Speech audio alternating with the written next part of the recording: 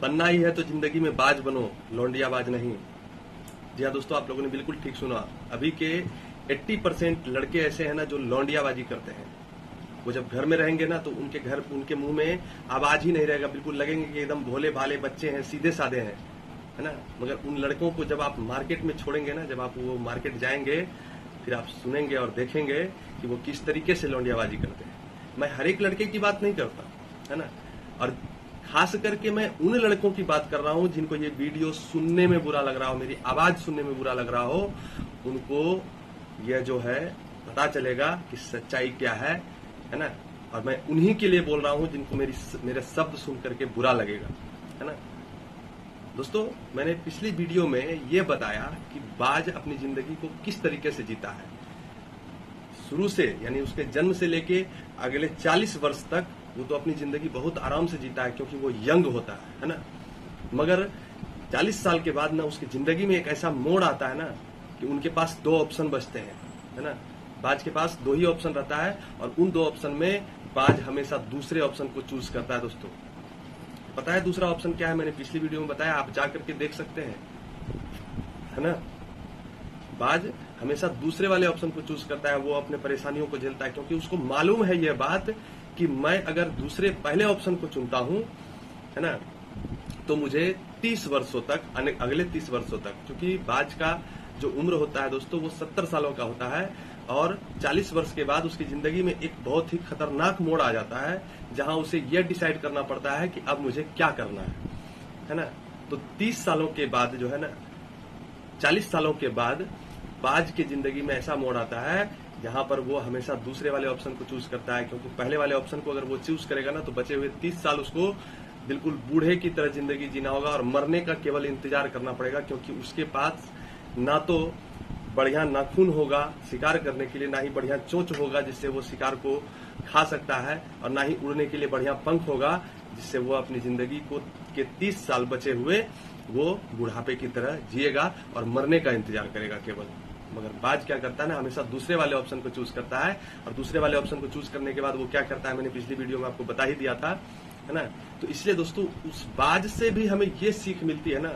मैंने उस शब्द को, जो दादी अम्मा ने उस शब्द को बोला कि बाज बनो लौंडियाबाज नहीं, इसी शब्द पर मैंने डिटेल में बताया कि आखिर बाज की जिंदगी कैसी होती है, बाज किन किन परेशानियों का सामना करता है। दोस्तों, हमारे भी जिंदगी में ऐसी समस्या आती है ना। कौन सा ऐसा व्यक्ति है जिनकी जिंदगी में समस्या नहीं है? हर एक व्यक्ति की जिंदगी में समस्या है दोस्तों, है ना। मगर समस्या से जो लड़ा उसे कहते हैं आर्ट ऑफ लाइफ, क्योंकि समस्या तो हर किसी के जीवन में है ना। जो पार्ट ऑफ लाइफ होता है, समस्या हमेशा पार्ट ऑफ लाइफ होता है, हर किसी की जिंदगी में समस्या होता है, मगर उससे लड़ने का जो क्षमता रखता है, जिसका स्किल होता है अपनी समस्याओं से लड़ने का, उसको कहते हैं आर्ट ऑफ लाइफ, है ना। दोस्तों, बाज से हमें यह सीखने को मिलता है कि जिंदगी में चाहे कितना भी गिरावट आ जाए, कितनी भी परेशानियां हमारे साथ खड़ी हो जाएं, हम अगर, चूंकि मैं ये बात इसलिए आपको बार बार बता रहा हूं दोस्तों, क्योंकि भगवान ने हमें जो इस धरती पर भेजा है, चलिए मैं इस बात को भी डिटेल में बोल ही देता हूं, थोड़ा सा समय लूंगा, है ना, कि भगवान ने हमें जो इस धरती पर भेजा है, पता है हमें क्या क्या देकर भेजा है? बहुत लोगों को तो ये बात पता भी नहीं है कि आखिर भगवान ने जो हमें इस धरती पर भेजा है, हमारे साथ क्या क्या देकर भेजा है। अब कुछ लोगों को जो मेरी वीडियो देख रहे हैं, जिनके माइंड में गलत सोच होगी ना, तो उनके दिमाग में गलत गलत बातें चलेंगी कि भगवान ने हमें ये दे के भेजा है। दोस्तों नहीं, है ना। भगवान ने पता है हमें क्या देकर भेजा है? भगवान, हमारे पास 2 चीजें थी जिसमें से भगवान ने एक चीज अपने पास रख लिया और दूसरी चीजों को हमारे पास दे दिया। क्यों? पता है वो दोनों क्या चीज है? पहला चीज है दोस्तों अपना दिमाग, आपकी बुद्धि, आपका विवेक, ये हमें दे दिया कि बेटा तुम जाओ धरती पर और इसको अपने स्किल से, अपने स्तर से और अपने मेहनत से इसको बढ़ाओ, है ना। मगर और भगवान ने दूसरी चीज जो अपने पास रख लिया, वो पता है क्या है? वो है हमारे शरीर का विकास। सोच कर देखिए आप, ये 2 चीजें हैं जो इंसान को मिली हैं, जिसमें से एक चीज इंसान खुद की मेहनत से बढ़ाता है और दूसरी चीज भगवान खुद बढ़ा देते हैं। अब आप सोच कर देखिए, बच्चा जब जन्म लेता है तो उनके माता पिता कभी ये सोचते हैं कि मेरा बच्चा जो है बड़ा कैसे होगा? नहीं, वो नहीं सोचते हैं। ये वो इसलिए नहीं सोचते हैं क्योंकि वो बच्चा जो है ऑटोमेटिकली खाएगा पिएगा अपना, और वो उसके शरीर में विकास होगा, है ना। मगर बुद्धि का विकास करने के लिए भगवान ने हमें अपने हाथों में दे दिया, और उस बुद्धि का विकास हमें स्वयं करना पड़ता है ना। अब आप सोच कर देखिए, हम जब बड़े होते हैं, बचपन में जब बड़े हुए तो स्कूल गए, पढ़ने के लिए गए, स्कूल से फिर हम लोग हाई स्कूल में आए, हाई स्कूल से कॉलेज में आए, कॉलेज से फिर और तरह तरह की डिग्रियां लिए, है ना। और इस तरीके से हमारे दिमाग में वृद्धि होती चली गई, है ना।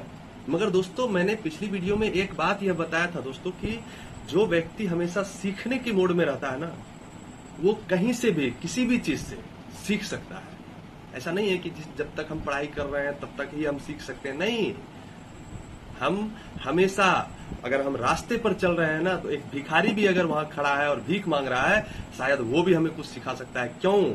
क्योंकि शायद उसके पास जो नॉलेज हो, जो उसके पास बात हो, मेरे दिमाग में हो ही नहीं। तो आप जब तक सीखने के मोड में नहीं रहेंगे तो आप उससे सीखेंगे कैसे, है ना। मगर अभी के लोगों में क्या है, उनका माइंड सेट क्या हो गया है कि बच्चे को देखेंगे, अरे तू हमको क्या सिखाएगा, रे तुम तो बच्चा है, जाओ हटो यहाँ से, पाला। दूसरा, रास्ते में किसी भिखारी को देखें, अरे भिखारी है, तुम क्या सिखाएगा, चलो हटो, पैसा लो, हटो, निकलो। ये है माइंड सेट, है ना। और मैं तो दोस्तों, मैं एक ही बात कहूंगा कि अगर इस धरती पर, है ना, सबसे अच्छा अगर नॉलेज आपको कहीं मिल सकता है, वो है आपको आपके घर में, है ना, जो बुजुर्ग हैं, जो वृद्ध व्यक्ति हैं, उनसे अच्छा नॉलेज आपको कोई नहीं दे सकता दोस्तों जिंदगी जीने की। कोई भी स्कूल कॉलेज आपको जिंदगी जीने की कला नहीं सिखाता, जिंदगी जीने की नॉलेज नहीं देता है, लोगों से बातें करने की नॉलेज स्कूल कॉलेज नहीं देता है। स्कूल कॉलेज सिर्फ डिग्रियां देती है दोस्तों। ये भी मैं खुलासा कर देता हूं कि स्कूल कॉलेज में केवल डिग्रियां मिलती है, कागज जो रद्दी के भाव में बिकता है, उसका कुछ नहीं होता है।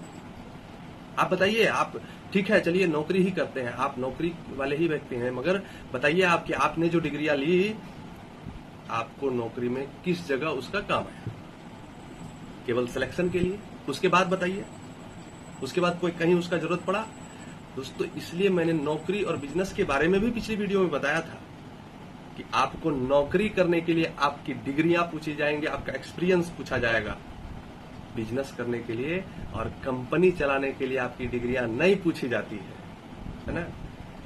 कंपनी चलाने के लिए आपकी डिग्री नहीं पूछा जाता है। आप कंपनी चलाने के लिए अगर अंगूठा छाप भी है ना, आपके पास एक्सपीरियंस है, तो आप कर सकते हैं। अगर आप अपने अंदर से चाहत को जगा करके आप कुछ भी कर सकते हैं, है ना। बहुत बहुत धन्यवाद दोस्तों। ऐसे ही नई नई बातों को सीखने के लिए और नई नई स्किल को सीखने के लिए मेरे हर एक वीडियो में बने रहें। वीडियो पर लाइक करें, कमेंट भी करें, ताकि मुझे ये पता चले कि आप तक हमारी वीडियो पहुंच रही है। और शेयर भी कर दें। शेयर इसलिए करें कि जो नॉलेज आपने सीखा, वह नॉलेज आपके मित्रगण, आपके अपने परिवार के व्यक्ति भी सीख सके, है ना। और चैनल को सब्सक्राइब भी कर दें, ताकि मैं जो वीडियो डालता हूं नए नए स्किल, नए नए नॉलेजों की, वो वीडियो सबसे पहले आप तक पहुंचे। बहुत बहुत धन्यवाद दोस्तों। नमस्कार।